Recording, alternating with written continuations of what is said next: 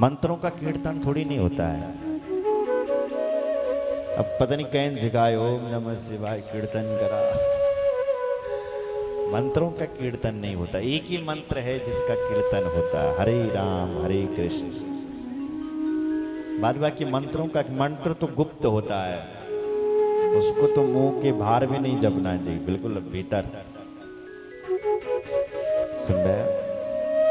तो जब आप ओंकार का उच्चारण करते हो, ओ हरि ओ,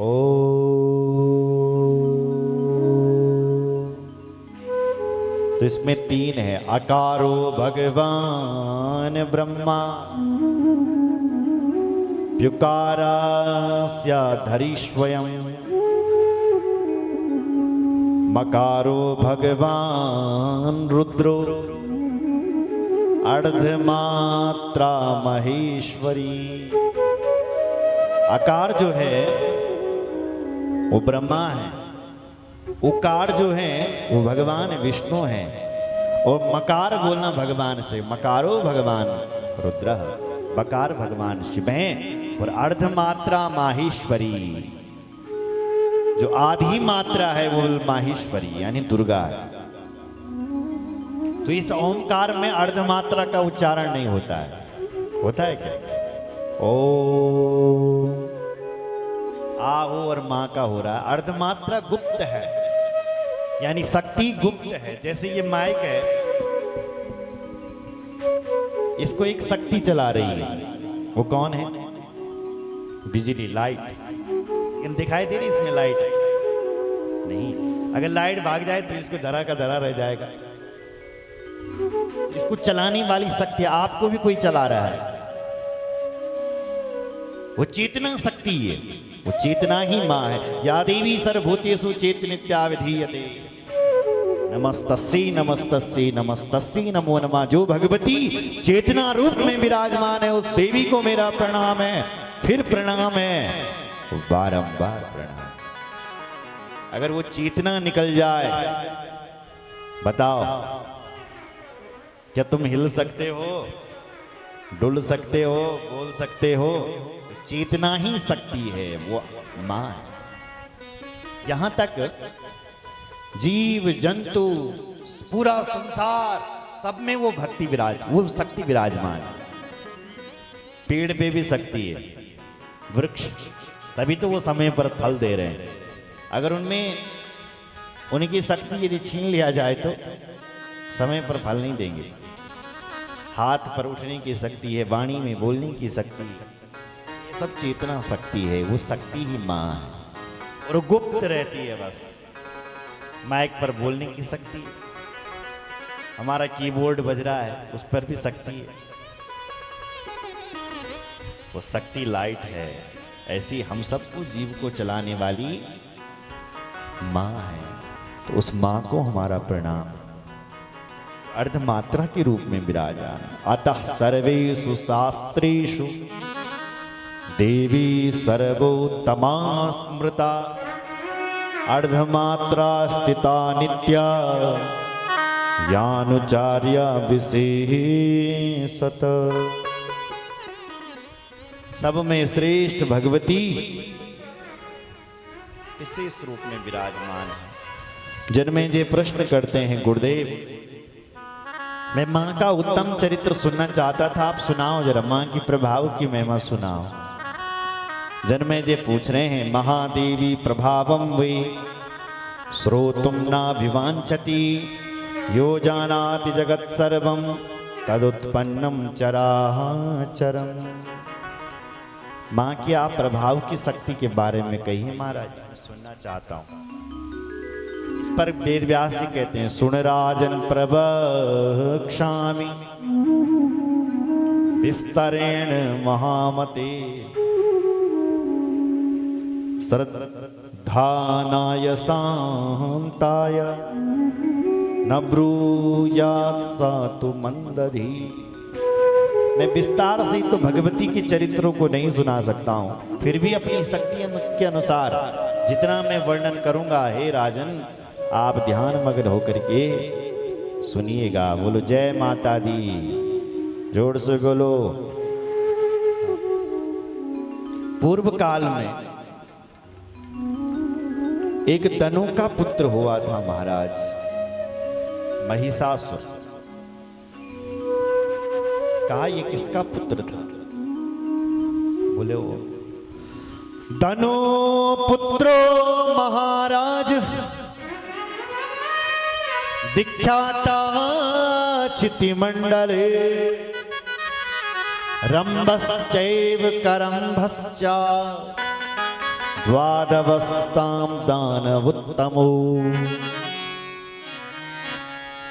एक धनु का पुत्र हुआ था, दो पुत्र हुए थे इनके, एक का नाम रंभ और दूसरे का नाम करंभ। तो इन दोनों भाइयों ने तपस्या करी महाराज। करंभ ने जल के भीतर जाकर के तप किया और जो रंभ था उसने अग्नि में बैठ करके महाराज तप किया। बोलो जय श्री राम।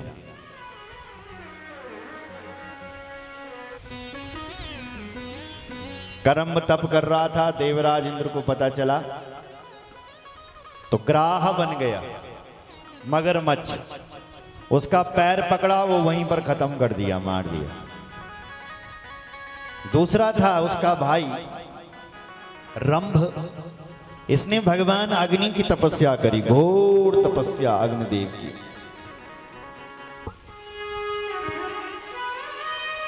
अग्नि के माता का नाम है भूमि,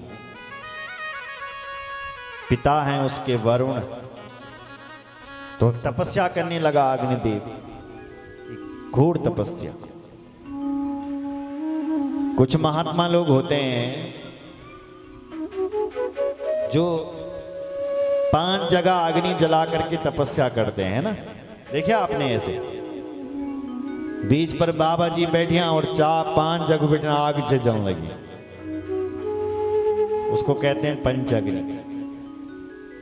एक पंचअग्नि और होती है, वैसे अग्नि तो कई प्रकार की है लेकिन यहां वर्णन किया गया है। जिस अग्नि में आप भोजन बनाते हो ना, वो शुद्ध अग्नि है, उसका नाम है पावक अग्नि।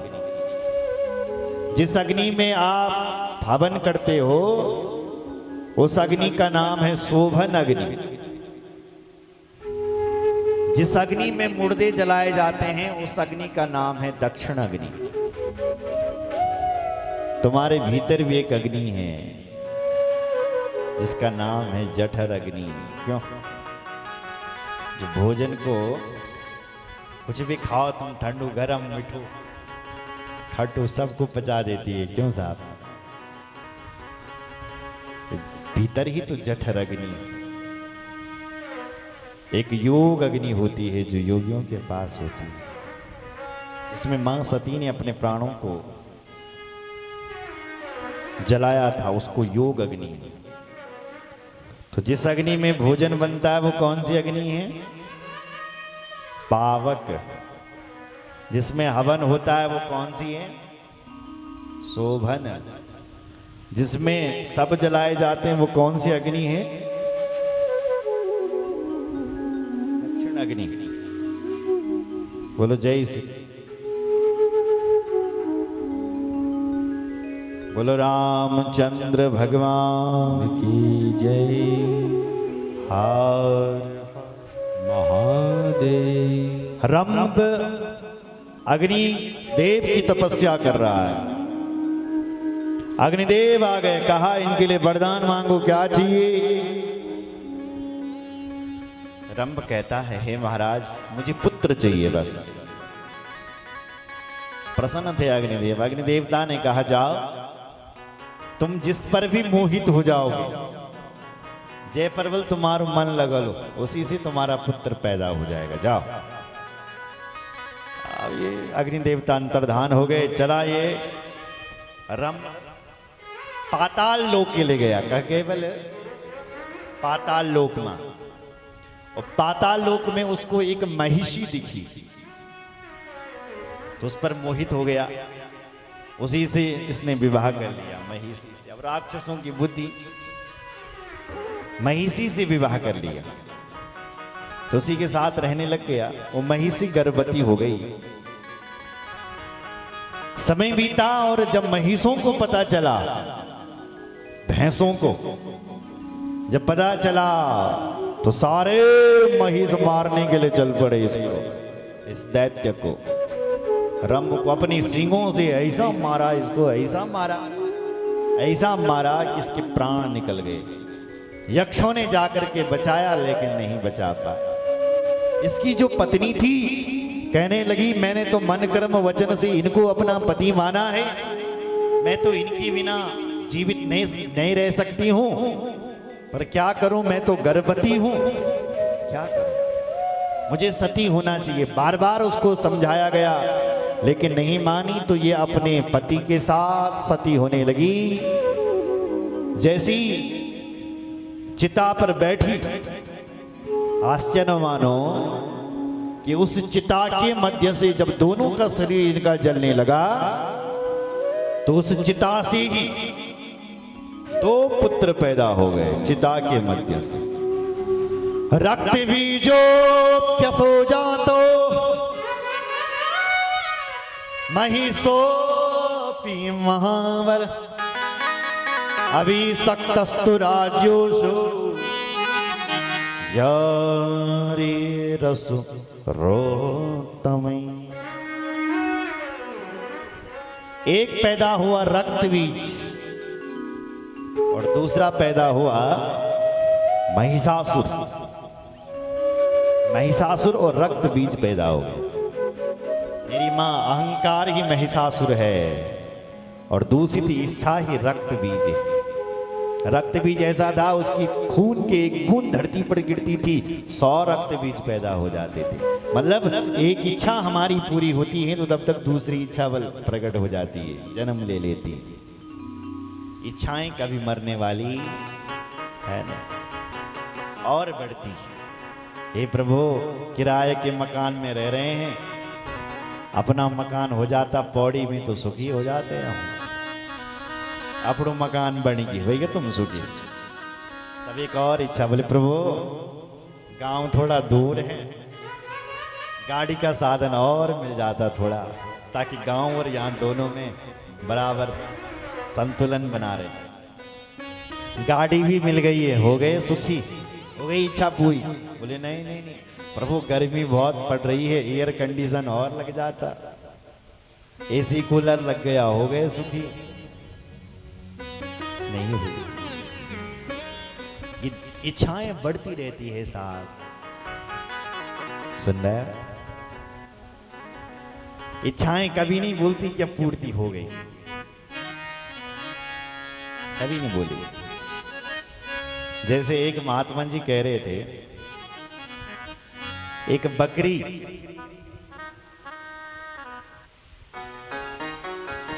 का पेट भरने के लिए एक आदमी चल पड़ा कि बकरी को चराने ले जाऊंगा, इसका पेट फुल भर के आऊंगा, ताकि ये एक बार में चर ले, सब कुछ खा ले, बार बार खाने की जरूरत ना पड़े। चरा के लाया, अपने मालिक से कहा अब नहीं खाएगी। फिर उसके पास घास डाला, फिर चरने लगी, फिर खिलाया उसको, खूब खा। क्या इसका पेट भर गया होगा? फिर घास डाला, बकरी ने वो भी चर लिया। फिर उसका पेट भरा, फिर घास डाला, फिर चर गया। एक बुद्धिमान आदमी था, उसने कहा मेरे पास लाओ इस बकरी को, हम इसका पेट भरेंगे। उसने ले गई और एक डंडा साथ में ले गया। सुनो जरा, अब वो बकरी जहां भी मुंह मारे धड़ डंडे की, फिर चरने लग जा, फिर धड़, बकरी बेचारी चुप। फिर दूसरी जगह चरने, मुंह मारे धड़, फिर दूसरी। बकरी ने कहा ये आदमी है कि क्या है, ये तो खाने ही नहीं दे रहा, पूरा दिन इतने डंडे गया उसका। बोले जय श्री राम। तो अब डाला उसके पास हरी हरी घास, उसने ये आदमी खड़ा है, ये ठोक देगा, मार देगा। बोले जय श्री राम। बकरी बेचारी चुप खाए। मालिक के पास बोले हमने इस बकरी का पेट भर लिया, गारंटी है जो इसके पास ये कुछ खाएगी।